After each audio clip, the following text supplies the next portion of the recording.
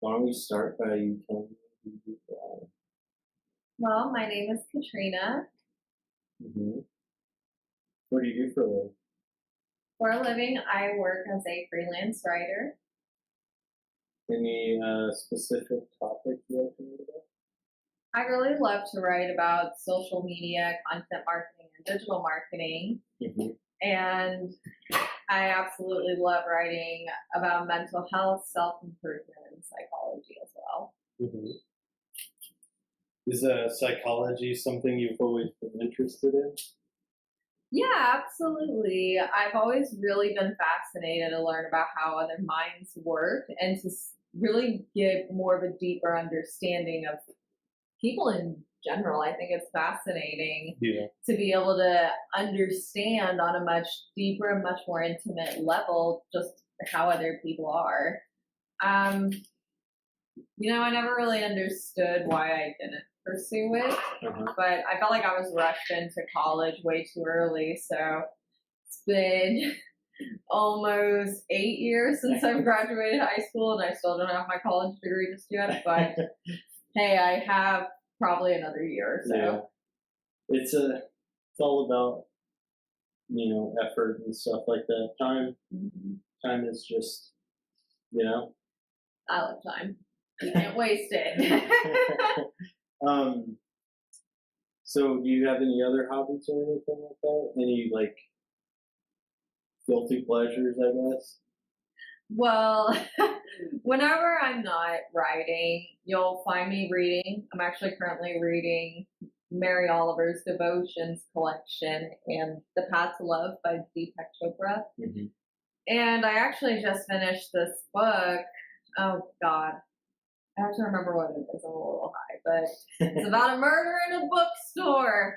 And it's very dramatic. Is it called Murder in the Bookstore? No, I haven't, but it's in my closet, but I don't want to get it. But I love to read. I love binge watching the same shows over and over again. Yeah. No, but I do love watching shows on Netflix and Hulu and going on hikes and practicing yoga and meditation. I love going on walks and exploring nature parks. So I love being outside. Definitely. Yeah. Sounds like it. I'm kind of a camper myself. So. Oh, I won't go camping, but the thing I love to do is sing. Yeah. I'm a lot more shy about it than I used to be, but it's something I just like to do every now and then. Oh, dang it! I dropped the string in my cup for my tea. But those are some of my favorite hobbies. Okay. What about anyone important in your life or that is impacting your life right now? There's so many of them. I don't really know who to talk about. The top two, it's so hard to pick between them, are my boyfriend Chris and my best friend Alex. And shit, there's a third one. God. And then number three is obviously my roommate Sarah. Those three have been huge supporters in my life, especially since I got released from Oakwood Springs earlier this year. I really needed them. And on top of my family, of course, but it's definitely a tie between those three. Hello. Ah! Wait, I thought you were Excuse us, peasants. Wait. Oh. I'm Zeke. Hi. How are I you? haven't seen Chakra Megan in weeks. How are you feeling? So your what about your parents? Like, have they seen them? Well, hey, if you want to feel better, I was literally just talking about you. Aww. Yes, the question was who was somebody important in my life who has been awesome, pretty much. And I said it was a tie between you, Alex, and Chris. Like you guys have been, yeah, y'all, shut up. I know. But yeah, those have been my three. Okay. Oh, I dropped the weed. Don't do Ah! that. Oh, Did you actually drop it? I did, but I got it. Okay. Um.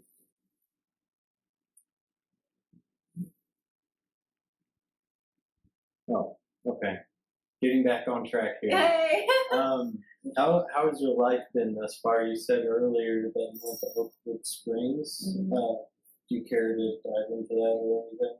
Yeah, sure. So I voluntarily admitted myself to Oakwood Springs because there was a lot of stress and some diagnosed mental health issues going on, and I became absolutely convinced I had a brain tumor, and literally nothing was convincing me otherwise. Even when I've been to a doctor multiple times, I just convinced myself, and I just was crying all the time and felt like I just wanted to die. Yeah.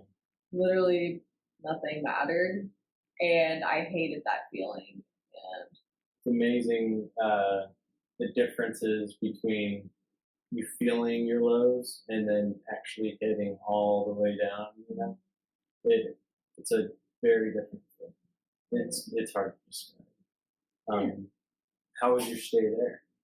I was really scared whenever. Obviously, your first night's always really scary, but it wasn't anything that I couldn't handle. But I met some pretty tough people at Oakwood Springs. I've seen a lot of people get hurt in different ways, and it was honestly a really big wake up call for me, and it really motivated and inspired me to not be so prideful Mhm. and to just ask for help. So that's when I started going on medication and I started getting much more active in the therapy groups. But yeah, I went to a hospital at the very beginning of the pandemic. So a hypochondriac coming out, I Nightmare. I did not. Hypochondriac walks in the door. Oh, but I'm not gonna lie, I have been doing a lot better than I thought. So like life, I really don't feel anxious about anything anymore. Like truly. I know for me it was like a balance of finally getting that medication right or finding a good group and everything like that. So Yeah, for sure. it sucks, but it's good. um, aside, so what is a couple things in your life that you've done that you've actually been able to sit there and be like, I'm so proud of myself right now. It's really hard to stay proud of yourself in a place like this, where we are in the world. Mhm. So, what accomplishments are you proud of? Oh God. I don't really know. I think the one thing I can say is consistently taking my medication and learning how it reacts to my body whenever I don't take it to see, oh, hey, it's serious if you don't take this. So having that self discipline developed has really helped me maintain that consistency for all other aspects of my life. Because I could, wait, what were you going to say? No, you go ahead. No, I was just going to say because having a routine and having that consistency, I could say, oh, I'm proud that I brushed my teeth, or oh, I'm proud that I did my laundry, or just like little things like that. But if you think about it, all of those things have a solid foundation. It's like the great tree of life. It's Yeah. all grounded from something. And right now, in order for me to be able to do all of the things that I'm able to do, which is work and make sure that I feed my cats and feed myself and shower and text my mom that I love her, give my boyfriend a kiss or whatever, I need to be able to make sure that I'm taking care of myself first. And the very first thing I need to do is take my medication. And if I do forget, don't beat myself up for that day because I'm not going to notice that effect in a day.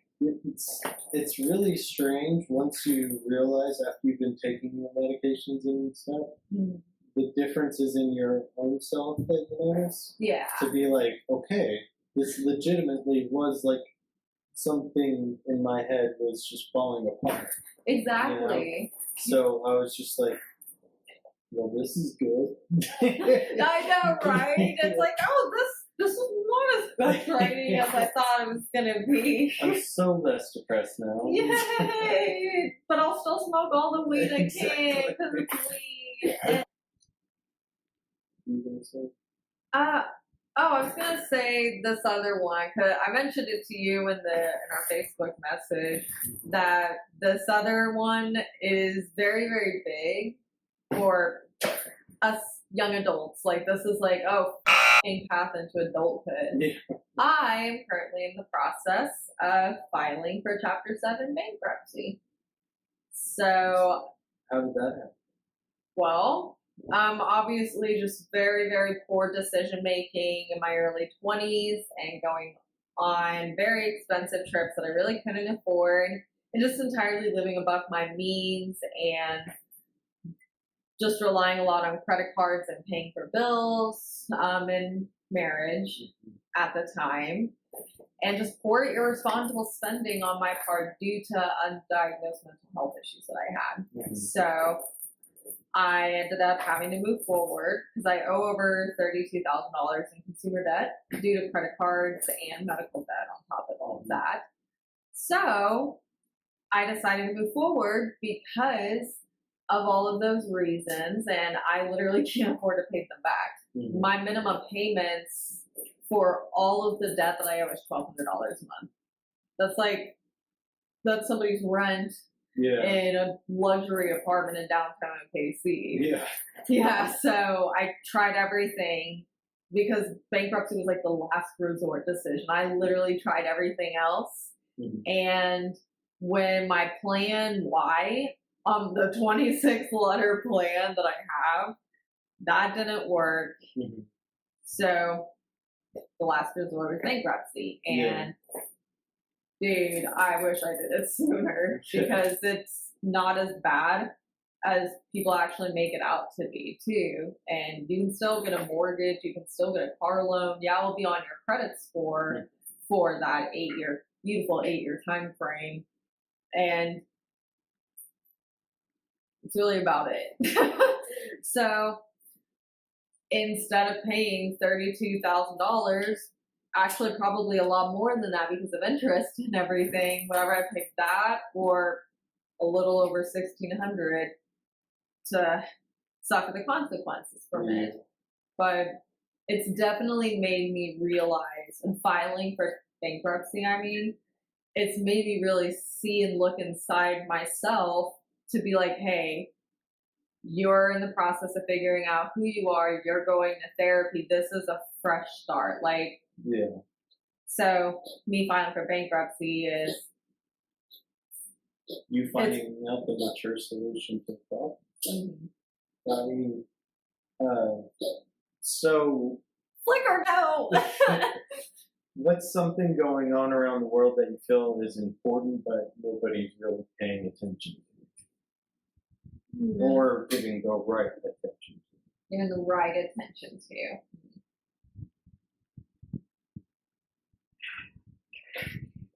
Everything that's genuinely concerned me, like all of the wildfires going on in the West and making sure that we're being kept up to date with what's going on with coronavirus. Honestly, I've been really thinking about how everybody's mental health has been. I've seen like some major news outlets do that, like talk about it, but not to an extent that's really getting people's attention, I think. Like, that's really the only thing I can think about, and I keep going back and forth with it because I'm like, is it justifiable? Talking about just now, I went completely blank on this.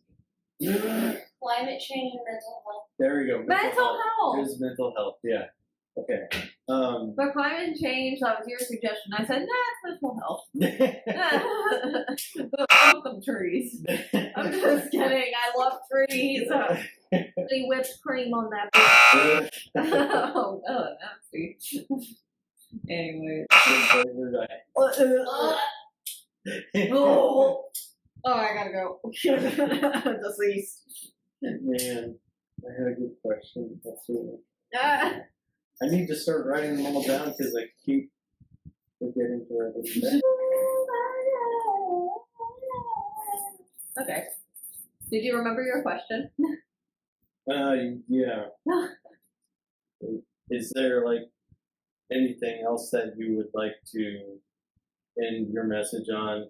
Why you or why you feel that you yourself have became important? I really don't know who needs to hear this, but a very big lesson that I've learned so far in my life is to never change who you are for anybody else. Somebody is going to love you and appreciate you for who you are anyway. So don't think that you don't matter. You always matter. And make sure that you establish a foundation in order to have a loving relationship with yourself and to continue investing in that relationship.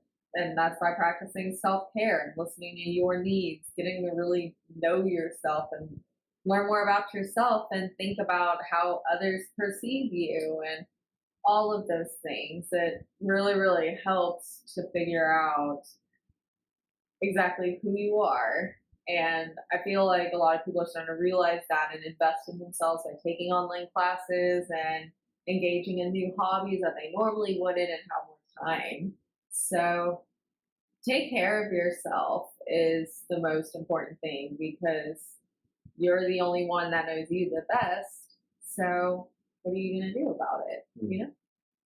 Well, thank you so much for answering these questions.